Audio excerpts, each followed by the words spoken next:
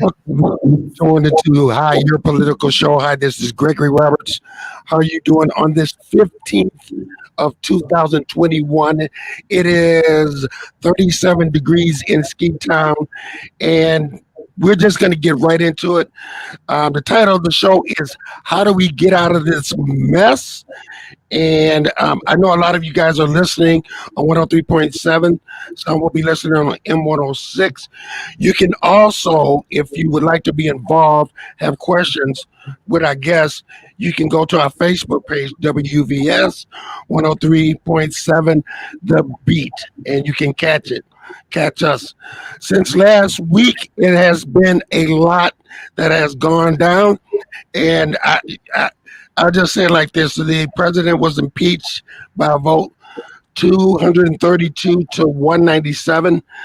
10 Republicans voted in favor of that, including Pete Myers from Grand Rapids and Fred Upton. But we're here to talk about how do we get out of this mess.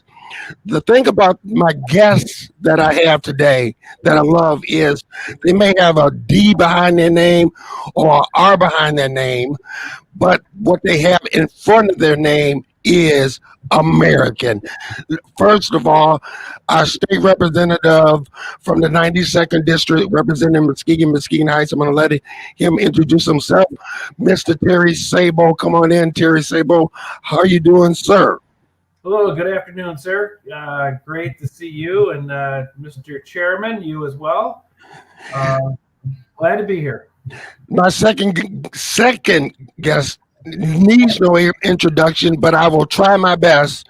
He is the chair of the county. His name is Mr. Bob Scolnik. Come on in, Bob. How you doing? I'm doing pretty well. I'm into my like 8th or 9th day as chair of the county board. I have bruises to prove it.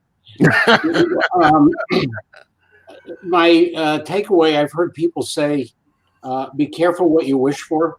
Right. And it's true. So I wanted to be county chair, and I am, and it's not as much fun as I thought it was going to be. But yeah, thank you, Greg, for inviting me on. All right. I appreciate you guys coming on, and it's important. What I said is very important that you have American in front of your name, and you guys are going to tell the truth what needs to happen to this country and not get into a debate. Monday we celebrate Martin Luther King's birthday, and he said there's a time. A time is always right to do what is right. What I'm afraid of, gentlemen, because we've lost that generation that didn't go through World War One, or the generation that didn't go through World War II, or the Depression, or even maybe the Korean War, that we have a generation of people that don't know how to give and have become so divided. We have a problem. So, gentlemen, we have. My first thing I want to talk to you about real quick is I have to do some housekeeping. Terry, they said, Mr. Sabo, they said that they're with the FBI, the Homeland Security, and others have said, Secret Service has said that there's chatter of talk of an invasion or attacks on the Capitol. Are you guys safe? Are you safe? Well, I don't know. I don't really know anymore after what I saw last week transpire. It's always a little nerve-wracking when certain things happen, and when, like at the state capitol, for an example, when we had people inside the capitol here 6, 7, 8 months ago, and walking around with guns. With guns, yeah. It was very disturbing, and I've been through a lot of stuff in my days, from being a police officer, firefighter, being in the military, and that was a very nerve-wracking day, to see that happening at our state capitol. And so, going forward, there's been things implemented now at our state capitol in preparation for the upcoming session, where we have more Michigan State troopers on the ground in and around the Capitol. But also, there was a recent ban on open carry firearms in the Capitol. And so that does make me feel a little bit better, having more of that police presence there. But also, for the next few days, there's going to be a 6-foot fence erected up around the Capitol itself on the ground. So, so to answer your question, I guess, yes, I do feel a little bit safer. But, in today's day and age, with what we saw last week on TV, I don't really know anymore what's going to be safe and what's not. Okay, Mr. Scolnik, how about the county? You said you've been going through some bruises. That's probably in the chambers, but are you feeling safe or anything that you have to worry about?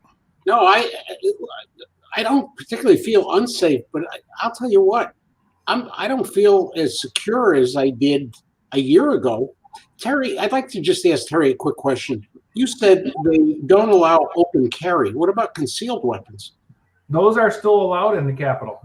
Concealed weapons, as long as you have the proper permit and are legally carrying the concealed weapon, then they are allowed inside the Capitol. And it's funny because, as you and I both know, right there at our own Hall of Justice, you can't have those in there. Wow, that's amazing, guys. I want to talk to you guys about your experience, so people know. Then we can get into today's title. I'm going to start with Mr. Scolnik. Talk to people about your experience in politics and your works in Muskegon County.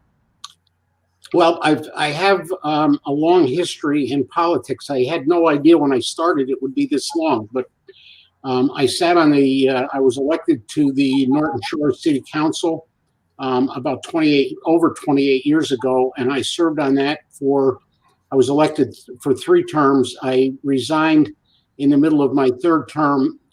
There's a provision in their charter that you have to resign if you run for another seat. So I ran for the county commission in 2001, and I've been a county commissioner now. I'm in my 10th term. So when I'm done, hopefully I'll have 20 years here and then over 10 there. So it's 30 years.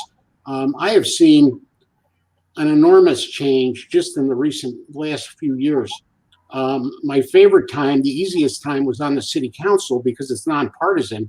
Mm-hmm. So you get into some of the stuff you get into when you're running as a Republican or a Democrat or a third party. Mm-hmm. It's gotten very contentious. There's divisions within the parties, both the Democrats and the Republicans. Mm-hmm. Not a friendly division. I mean, it's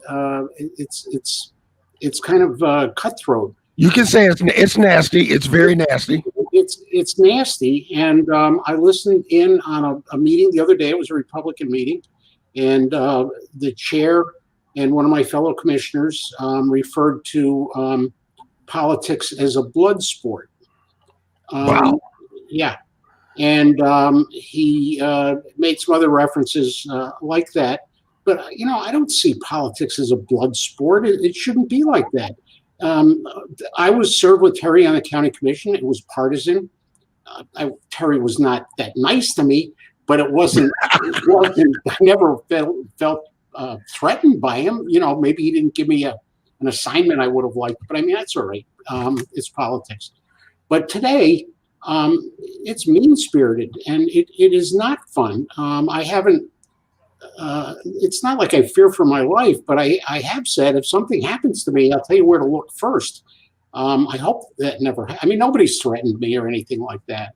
But I did see just recently a post on Facebook regarding Bill Huizenga.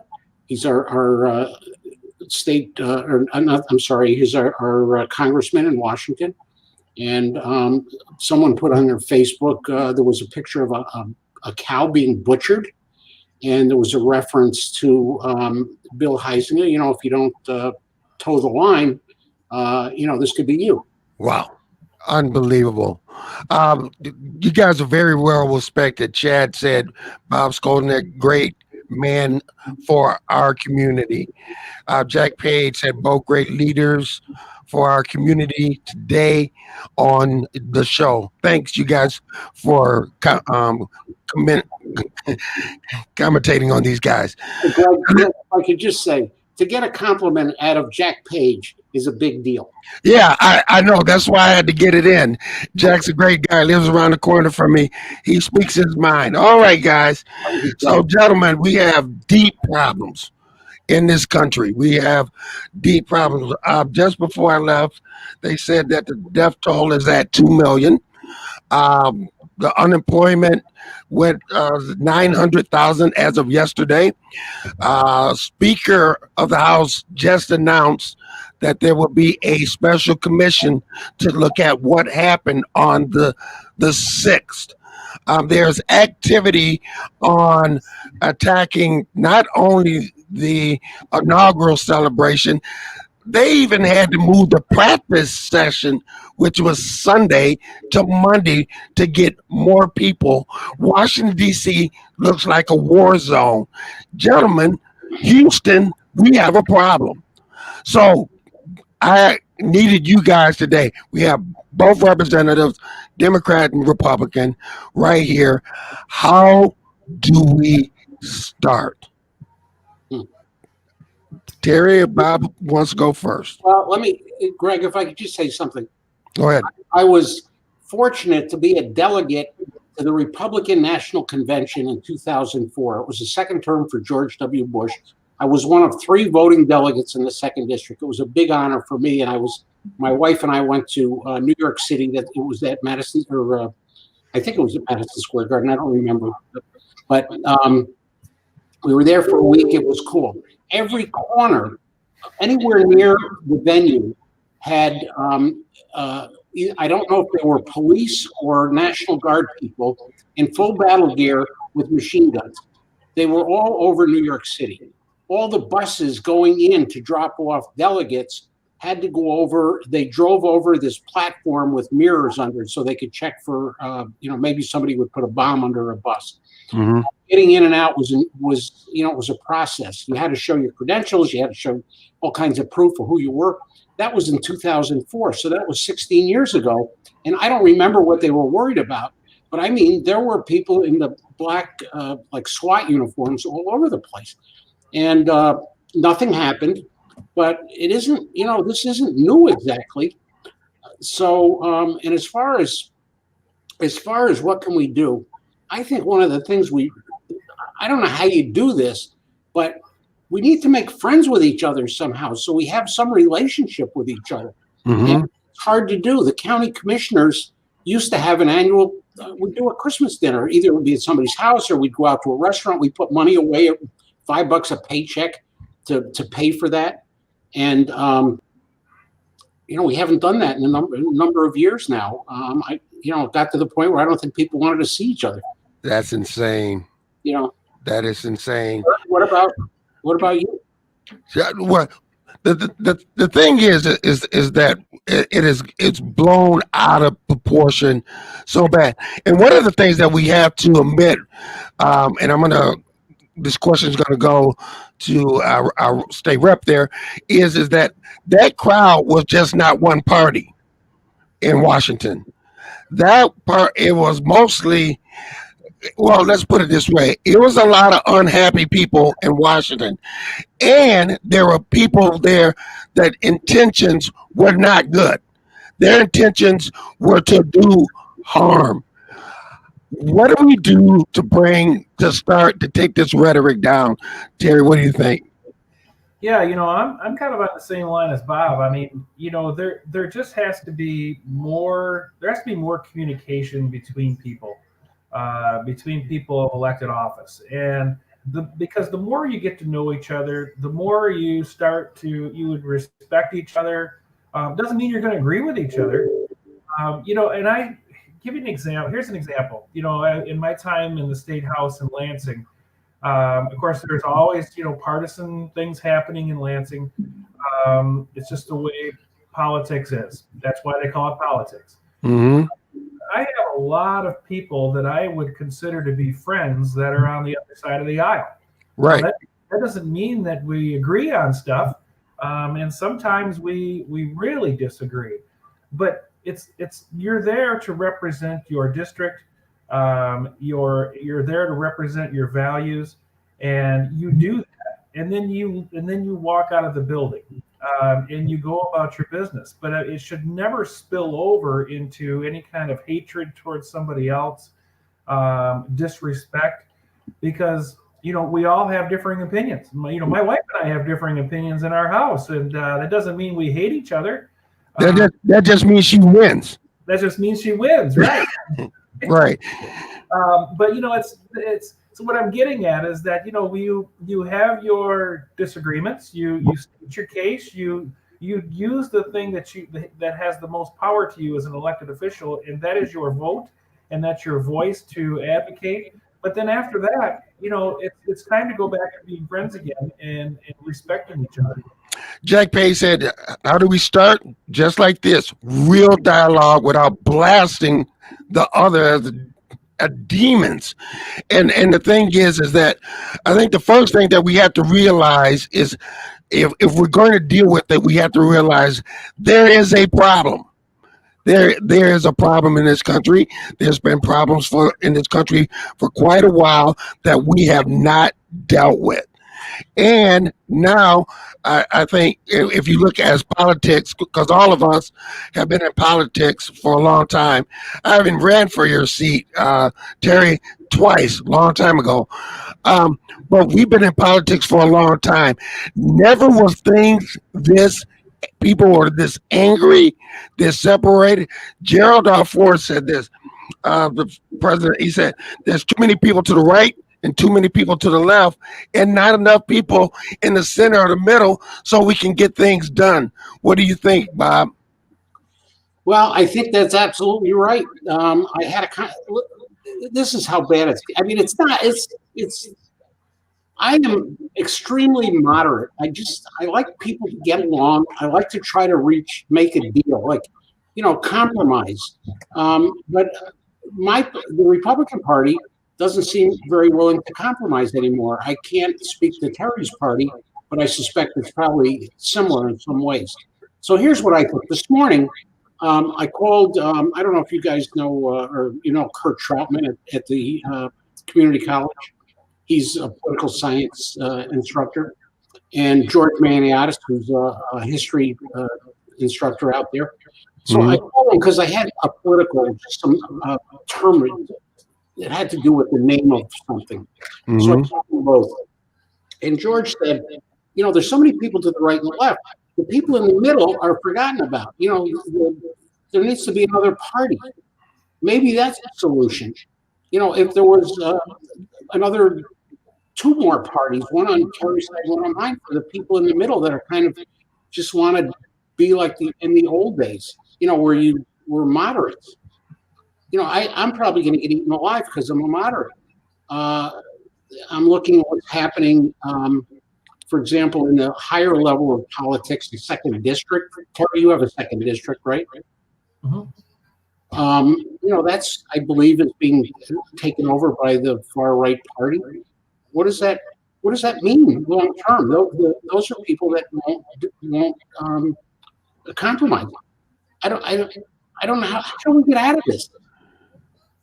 I don't know. I don't know. I'm going to do my best over the next 2 years to try to make friends with people, and I'm willing to bend, but sometimes you're willing to compromise, and then after you make a deal and compromise, then all of a sudden you think you got a done deal, and then all of a sudden they change the rules.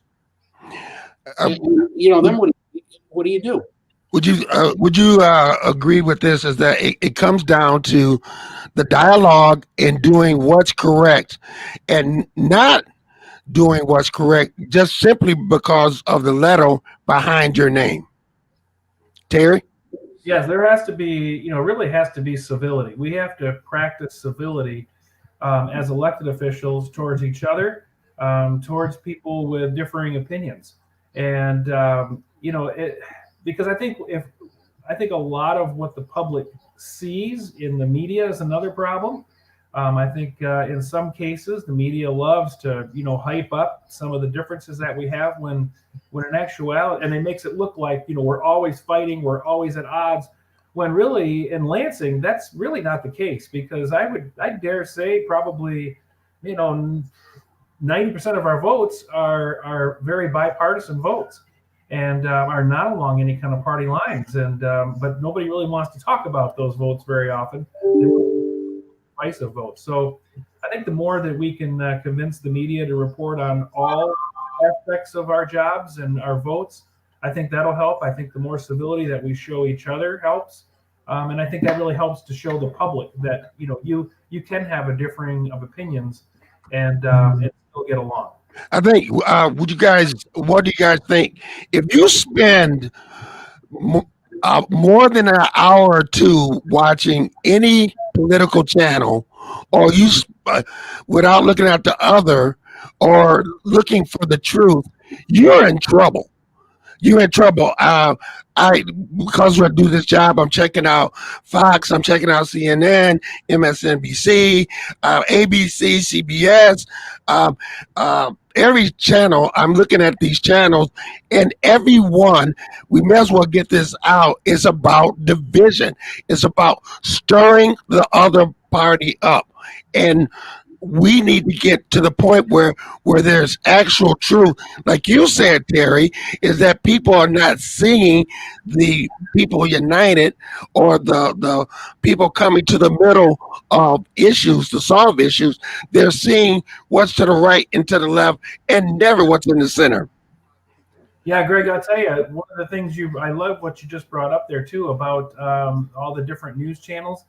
And, I think one of the things to really pay attention to is for us and for the general public to make sure they understand what they're watching. It necessarily is not the news, even though it may be on CNN or Fox. It's not really news. It's more of an opinionated news. Wait a minute, hold on. Say that again. We need to say that loud.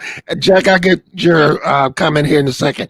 Say that loud again, please. Yeah, I think we need to, when we're watching these so-called news channels like CNN or Fox or any of the other ones, we got to make sure that we understand that it's not necessarily the news. It's many times it's opinionated news, and that can really throw people off and head people in a wrong direction, because it's just so one-sided. And twisted around to give that particular point of view on an issue. So to find an actual news source nowadays is very, very difficult for the general public. Bob? Well, I just want to say, there's a term for that, and they call that silos.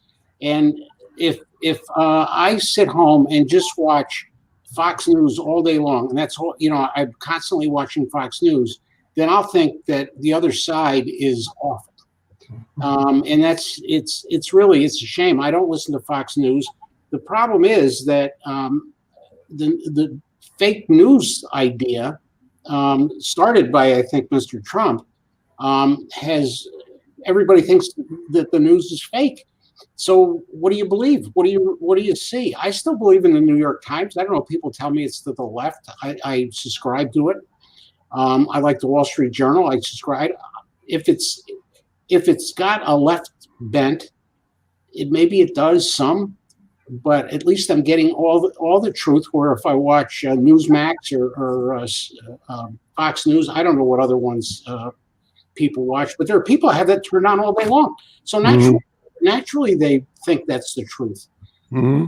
I want to say one other thing too. I listened to something yesterday, and I did some research, a little research. I thought it was a book. It's called The Big Lie. It was like, if you tell a colossal lie, say you're, a high official, and you tell a lie, and you tell it, you just keep telling it over and over again. Eventually, people think, well, it must be true, because nobody can tell a lie like that. It's not believable. But all of a sudden, it's like, like now the election system, I don't know about all over the country. I know about Norton Shores, and I know about Muskegon County. I can tell you there's not any crooked stuff going on here. Are there some mistakes? Yes, there's some mistakes, but not like large scale anything. I watched the recount in Muskegon Township. when it was all over, after counting all those 11,000 votes by hand, they found, I don't remember the numbers. I think the winner of the election picked up 3 votes. The gentleman who lost picked up 1 vote, and it was because the reader the scanner where they run the ballots through wasn't marked hard enough, so the scanner couldn't pick up what they were scanning. They marked it for one person and it couldn't read it. So that was the 4 votes, but it didn't change anything. But now, are there people cheating? I hope not, but probably someplace, but I don't think it's wide scale. If it was wide scale, there were 60 court suits filed. You think somebody would have found something? I don't know. Right. It's just now we don't believe the elections. So, all right, Jack Page said this, the issue of interest. How do they get elected now unless you run to either in, and then he said, I want to get this other thing in. He said, totally agree with the point on media. Greg, he says, I watch a program from outside the U.S. and to see real news, not propaganda based on programming on either side. And guys, and wait a minute, he said one more thing. Nancy runs a good ship when it comes down. He's talking about Nancy Pelosi. All right. No, Nancy Waters. Nancy Waters. Nancy Waters runs excellent ship. And Cheryl and all of the clerks in Muskegon County, they do a fine job. And I think that point number 2 that we need to realize is that when it comes down to our elections, is that is not perfect.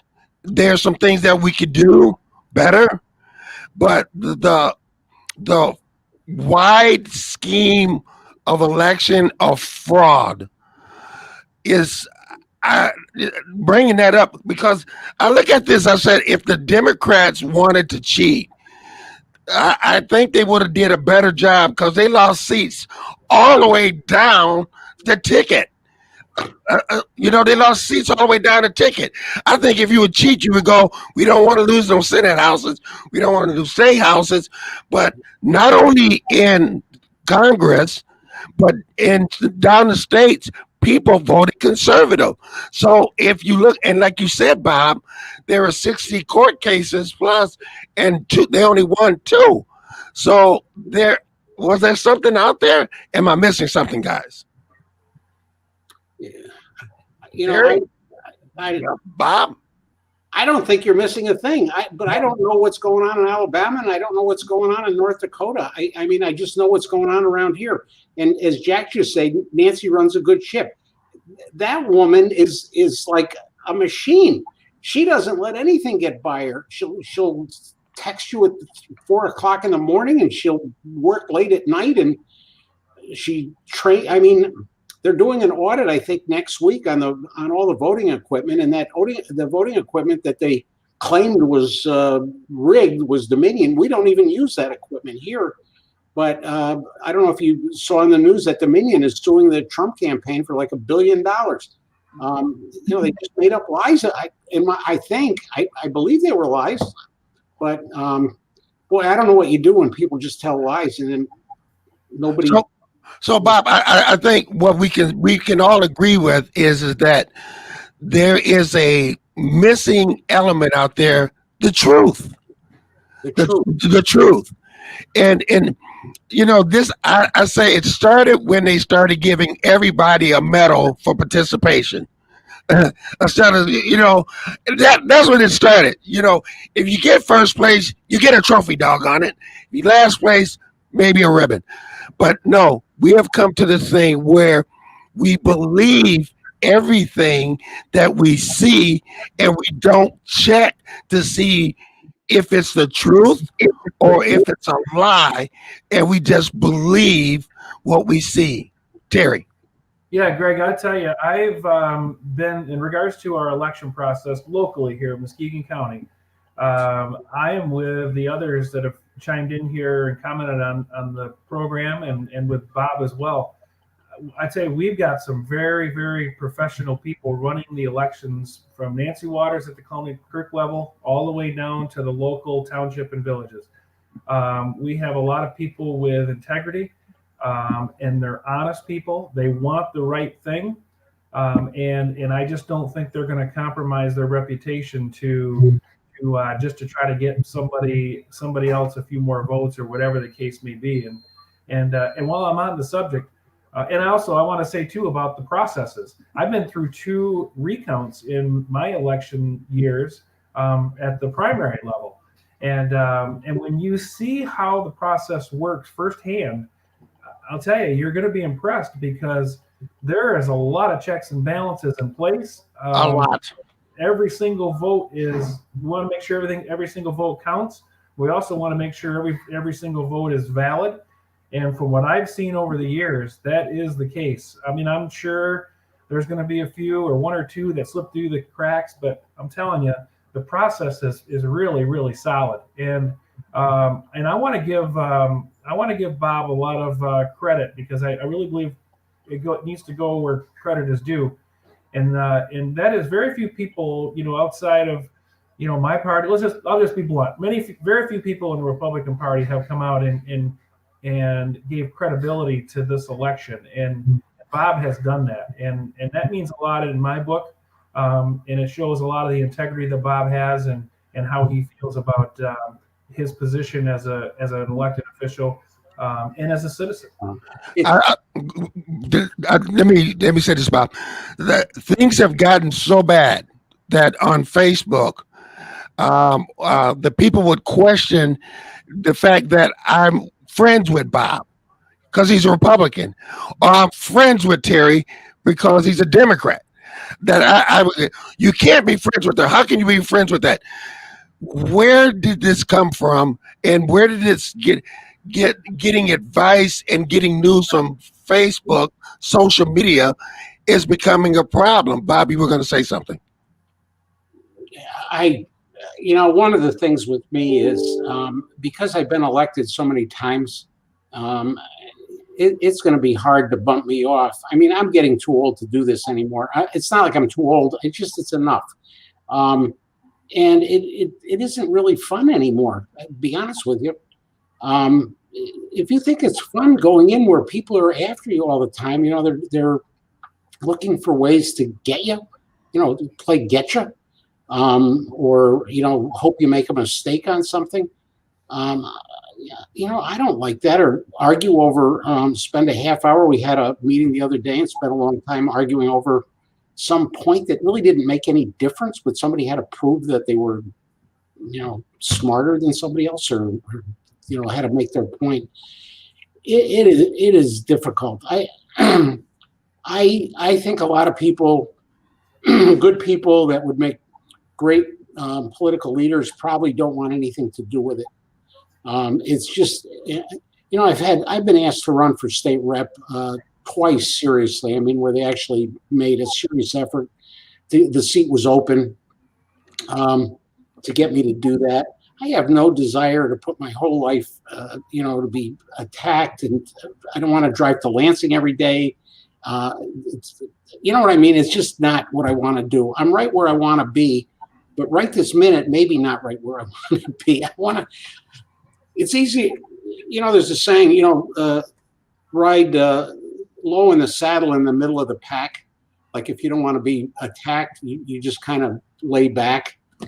Unfortunately, I can't do that anymore because I'm leading the pack. But it is much less fun than it used to be. Terry, when you were on the county commission, I don't think you had any. You were okay. I mean, people argued with you, but it wasn't bad. Oh yeah, no, it was. With those of us on the county board at the time, I think we all respected each other. We all got along. Doesn't mean we agreed. We certainly didn't do that, but on everything. But, Terry was chairman of the county board. I don't know how many years you were on the county board, but I was served under you, I think, didn't I? I did. Yeah, I was on for 2 terms, and the last 2 years was as the chair of the board. Okay, so let's look at it. First of all, we have to look at integrity. We have to look at lying about things. We have to look at people, and when it comes down to not following the Constitution. We miss that in civics class. We don't have it anymore in school or political science. What happened to my country, 'tis of thee, and I see people have lost that. They have lost what is the good, fundamentally good for the country, and what does the Constitution say. Um, uh, let's start with you, Terry. Well, I guess generically speaking, to me this is, as Americans, which we all are, this is our country, this is our Constitution, and we better take care of ourselves before it gets too bad, because I don't like the road that we're heading down, and we need to do a better job of policing ourselves and making sure that we're following our own rules, so to speak, but also, making sure that we're showing empathy towards other people so that we can all get along. We're all in this together. And, as Martin Luther King said, and I think it's fitting as we come up on his birthday here, and I know I got the words wrong here somehow, but there, we all came here in different boats, but we're all in the same boat now. I believe some what it went. If you recall that quote. I wish I could do a better job of actually getting the quote down, but that was the thought. The gist. Here we are, Mm-hmm. and that's something that we all need to start doing. Bob? I'm still trying to figure all of this out. I've been chair of the board for about a week. I mean, it's nothing, but I've already run into some storms here, and I've got to figure out how to deal with it. Yes. We definitely have to follow the Constitution. But, here's an example. We're arguing over, we're going to do a resolution denouncing what happened in Washington on January 6th, right? Right. You think that'd be easy. So in the resolution that I didn't write the whole thing, but I mean, Charles Nash and I had input into it and did it. Well, we talked about safeguarding our democracy. Mm-hmm. But we had an argument over the word democracy because we're not a democracy. We're a constitutional republic. Republic, yes. So they took the word democracy out and they wanted to put in constitutional republic, and I agreed to it. Even though I felt that it wasn't right because most people wouldn't know what that is. They would confuse them. Mm-hmm. Because democracy is kind of used interchangeably with a democratic country, right? I mean, that's how it is. Mm-hmm.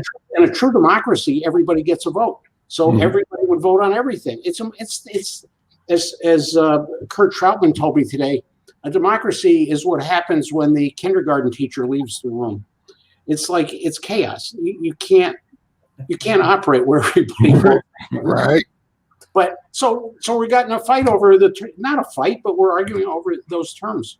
So, I guess we're a constitutional republic. I agreed to do it, but now they want to change that. I don't know what's going to happen in the end. Probably there will be no resolution. Okay, so we've said integrity, truth, follow the Constitution, admit that there's a problem, and how about this? Walk in another man's shoes. Walk in somebody else's shoes before you make a determination that something is wrong. What I'm finding out, and you guys can address this, is that we're not that far apart. We all want good things for our family. Most of us have jobs, although the jobs have tanked because of COVID. But we all want good for our families.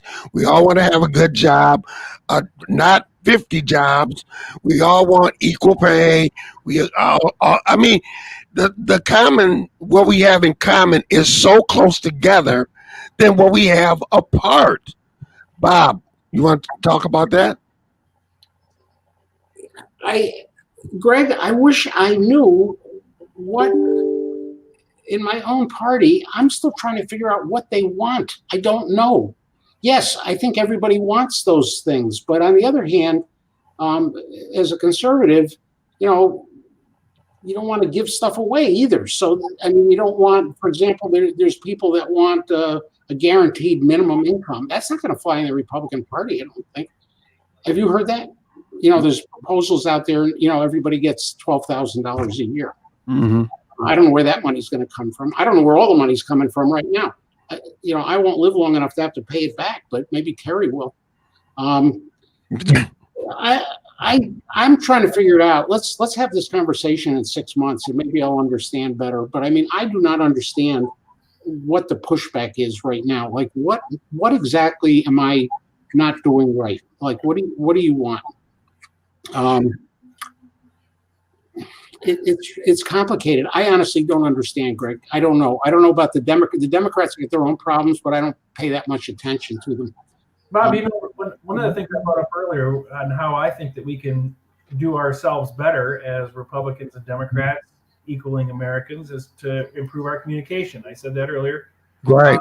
And as Greg said, you know, the idea of walking in somebody else's shoes is very important. And I want to give you a quick example of what I think that means. You know, when I got to Lansing as a state representative, you know, I look at a bill, and to me, it was just so clear that this is the way we all should be voting. You know, this particular issue is just Right.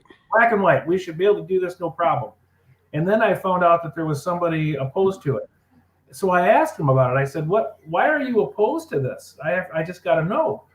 And after the conversation, you know, as he was describing to me his opposition and why he opposed it, it suddenly made more sense to me. And I was like, you know, yeah, that's a great point. I guess I understand it now, not necessarily because I agree with it, but I understood why that person was opposed. And I can't remember whenever. Well, because you were willing to listen. Yeah, but it was just that idea that the communication, to talk, to listen, and do it civilly, and it really goes a long ways. And just don't have that anymore. How do you guys feel? I hear we have become the copy and paste generation when it comes down to our opinion.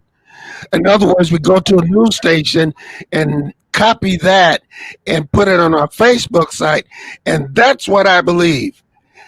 Instead of doing any thought, the thought process is gone. It's what that person said over there. That's what I believe. Well, why do you believe it? Because he said it.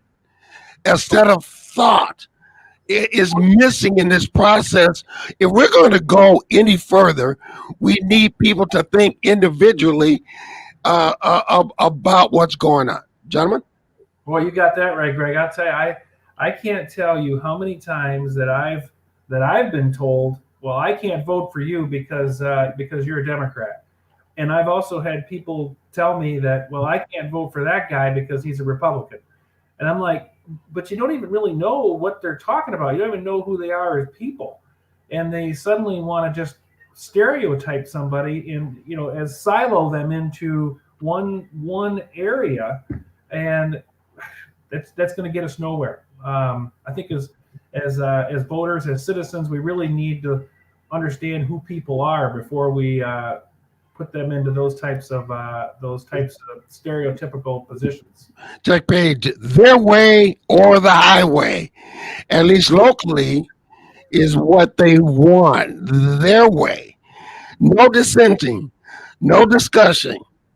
As a local chair of the Republican Party said, hold the line, period, without discussion. And that's what we're seeing more and more. Thank you, Jack Page, for that. Yeah, that's what I'm getting. I wish somebody just if somebody could discuss, like, why are you opposed to that, or why, what's the problem with just denouncing what happened in Washington? Nobody should be against that, unless they think that was maybe people think that was their right to do that. Well, I'm finding that copy and paste generation of people not thinking. And can I'm going to talk to you guys about this because some people, when it comes down to the right or the left, if it's the right, it's Antifa is doing everything. And if it's the left, it's the alt right doing everything. And how about this? And I'm just going to say it out there. There are some people in this country that do not like the way that this country is set up and want harm for people for various reasons. It can be color, it can be because of your religion or whatever. There are some people that want harm. And as soon as we realize that as Americans and come together, we have a problem. Terry.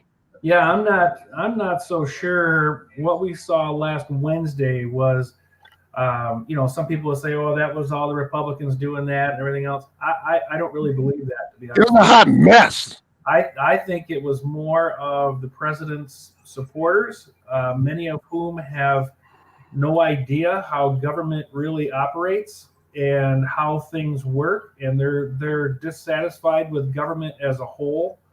And I think those were a majority of the people that we actually saw there. Now, you bring up an interesting point because one of the reasons why people voted for President Trump in 2016 was they were tired of politics just going down that same old road. They were tired of people making promises during election time and not being seen until the next time of running.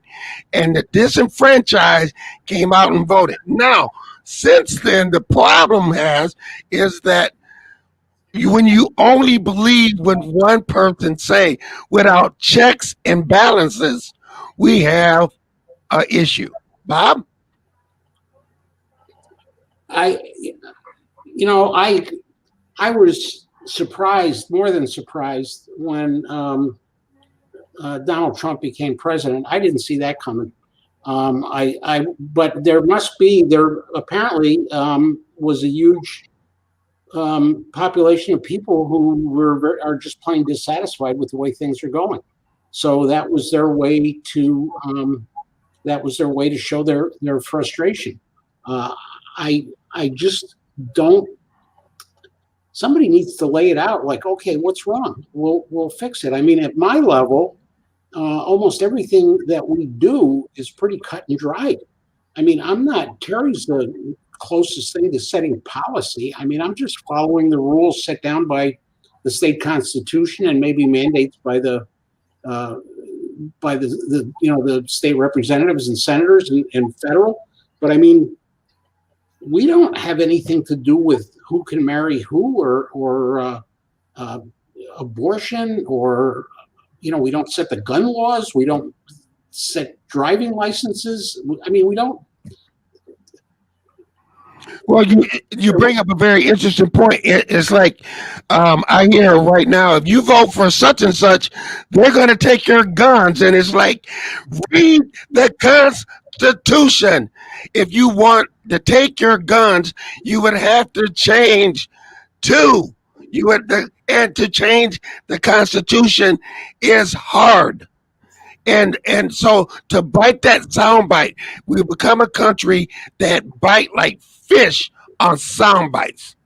Or instead of people using dog whistles, they're using bullhorns right now.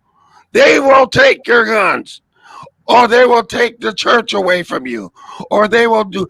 And the thing is without looking at it, is written in the Constitution what people can do and what people can't do. Gentlemen. I personally, I have a gun collection. I like guns. I mean, but I don't think I should be walking around with a gun in the state capitol. I mean, it doesn't make sense. It seems like no gun should be allowed in there. And if you have a license, you can carry your gun up to the door, and you get a locker with a key, and you put your gun in there. And when you're done, you take it and leave. But people, who's trying to take our guns away? Nobody. I don't think anybody is. You can't. it's just, there's more. I don't know how many guns are in this country, but there's probably more than one per person. I'm sure there's more than one per person. Terry, have you got? Yeah, I'm sure you got guns. Yeah, I've got a couple guns. I can tell you, if I was ever trying to take guns away from people, I would probably get kicked out of the Union Hall downtown Muskegon, because a lot of my Union friends down there are gun Yeah, owners. you would. And as a kid growing up, out in the country, and I was always around guns. I've always been a hunter. I've never been opposed to guns per se. I just want to make sure that those that got them are capable of handling them. That's all I really care about. If you want to have 100 guns, I don't necessarily care. Just make sure that you're capable of having 100 guns, from a right mental standpoint, Bob, you was Yeah. going to say something. The whole gun thing, it's just like, it's got to be more important things to worry about than that. I mean, we're going to keep our guns. There's no doubt about that. Everybody, if you're mentally fit to have a gun, you want a license to carry a concealed weapon, that's fine. I had one. I had applied for a concealed weapons permit some years ago when I had a customer really mad at me. And I wore it for about a week. And then the more I thought about it, first of all, I'm not going to shoot anybody. And it would probably get taken away from me if I pulled it out. Then he'd shoot me with it. So I don't know. So it comes down. We're getting somewhere. First of all, admit that there's a problem. Okay, deal with the problem with honest dialogue. Walk in somebody's shoes, because you might not understand what's going on or how they live. Number 4, what Terry said, walk across the aisle or walk to your neighbor's house to get a chance to talk to them about how they feel. 5, know that there is a constitution there that takes care of how we should live. Although the Constitution wasn't necessarily written for me because I was property, but it had, you know what? Now that's the rule of the land. Next, so there is a structure, people. Oh, no, let's keep on going. Search for the truth. Just because someone said it on Facebook doesn't mean that it's truth. Number 7, you don't get to say anything to anyone. How about trying to listen to people? And so we're starting to build a structure there. It keeps coming back to one thing: communication. Terry. Yeah, I could not agree anymore. That's what it all comes down to. That's the basis of everything. That's the basis within our own homes. When you think about it, is communication with the others that are in your home, and we have to apply that that same mentality into our communities, into our state, into our federal government. It's all about communication, and we need to understand each other, talk to each other. Doesn't mean we're going to agree with each other, but it means that we're going to have an understanding of how things are and how we're going to try to make things better and try to find that common ground, because that common ground is there someplace. Let me just say this. Terry's got a little easier because that I think it's the UAW hall down on Western Avenue. That's sort of a gathering point for Democrats. You have your meetings there, I think. I don't know where you have your meetings, but I think it's there. So they have a place where people can congregate. Bob, the meetings are on Thursday at 6 p.m. And I'll let them know that you're coming then next month. Start without me.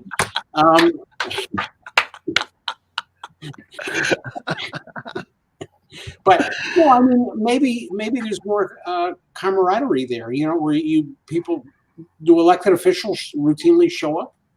Yes. Yes. So.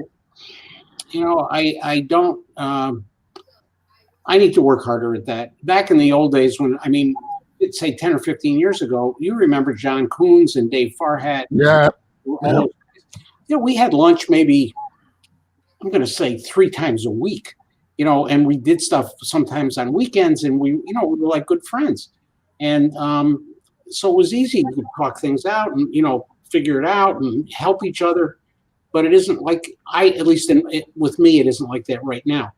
I need to work on that. I need to, try to get back in that that kind of a club-like friendship with my fellow Republicans. How about this? If we're willing to admit, you three agree on the communication, how do we push that through out to the general public? Thank you, Jack. It happens like this right now, Jack. It happens of getting people together. You have a Republican, you have a Democrat, and you have a conservative independent here. But my thing is that we got to get off our lazy boys because it's too comfortable. And then the thing is, we have to have those difficult conversations, or we're not going to get anything done. And realize that there are problems, there are disagreements, but unless we get out of those chairs and start talking to people, these problems are going to continue. And Greg, if I could add, when you're getting out of that chair, go ahead and turn off the TV. Please. News channels, because that is, that just fuels the fire right there. Bob? We can't even agree on what news channel to watch. I mean, what is Terry? What would you say is a nonpartisan news channel? I don't know, and I get that. Sometimes I've made comments, and somebody will say, "Oh, well, you must watch CNN." I'm like, okay, well, if CNN's not the credible news station, then to you, what is? Tell me which one is, and there's never an answer back. And I don't know what that credible station is. This one right here, WUVS 103.7 The Beat, right here.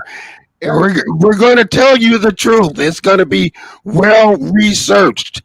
Hey, Greg, I'll second that, because I think I watch your program quite often. Yes. And I put a lot of value into it, because I love to hear people talking, especially our local folks, talking about what's going on and where they're at, where they stand on different issues and those types of things. And doesn't mean I always agree with everybody, but I want to know. And this is a great format to do that in. A lot of people say, go to the BBC. We are going to have to. We're coming to the end of the show. Guys, I invited you here for a reason, because I knew that R and that D would come down. You guys are true Americans. The job that you do is incredibly tough, and right now people are making it tougher. If I can speak for people right now, I really want to thank you guys for the job that you do, and that we appreciate that you guys are willing to work together. And sometimes you're going to disagree, but you work together. And at the end of the day, we're going to, when this pandemic ends, I know, Bob, I'm going to cook you beef ribs again, and we're going to go out and eat. So, guys, any last statements that you guys want to make as we end the show? I like beef ribs. Bob, you want to go? I'll go. Yeah. Hey, Greg, thank you for doing this. I mean, I wish there was more of this sort of thing on like a major channel where there'd be thousands of viewers. I am working on this. One of my, I'm at the end of my career. I want to try to fix some of this term. It's not going to be easy, and maybe I can't. But one of the things I'm super proud of is having owned. I've owned businesses all my life. The main one being Muskegon Brake. I owned that for 21 years. Probably did 100,000 auto repairs. I don't know how many. We did a lot of them because there was a lot of people there. I never once got sued over that, ever. And it wasn't that we never made a mistake. Stuff happens. But the reason was, Greg, if I did brakes on your car and something happened and it failed, the brake line broke, something, I don't know, whatever, something happens, and you're mad, you're like angry. You just paid me $200 or $250 to fix your car, and now it's broken down and it's inconvenient for you. I'd say, great. What do you want to? What do I have to do? And you say, well, I'm stuck here. I need a car. Okay, I'll rent you a car and I'll go deliver it to you. Then I'm going to have a wrecker pick up your car and I'm going to bring it back here and it's going to be like new. You won't be inconvenienced. Oh, and by the way, here's a gift certificate for Tony's for $50. Go have dinner with your wife. I mean, I didn't do that with everybody, but I mean, it was like, if you're really mad, I'm gonna fix it, and it's just because it's the right thing to do. You just paid me good money to fix your car, and it isn't right. It's the right thing to do. Right, and that's been my whole life. My entire life has been trying to do the right thing. Now, what is the right thing? That's another question. But I mean, I don't want to hurt anybody. I want to do what's best for everybody. It's not always popular. But I'm having a little difficulty doing that right now, just because it's hard. But Terry, you got the last word. We got to end the show. Yep, I know we're running out of time. I'll just say, I also appreciate you doing this program. I appreciate everything you do for our community. I love serving the 92nd District and the greater Muskegon area and the different capacities that I have and what I am now. Yeah, I'll just leave it at that. Thanks for all that allowed me to do this. I appreciate it. All right. Thank you, guys. Listen, you've been watching Torn Into, your political show on WVS 103.7 The Beat and M106. We'll see you next week, and there should be a new president. Talk to you later. God bless. Thank you.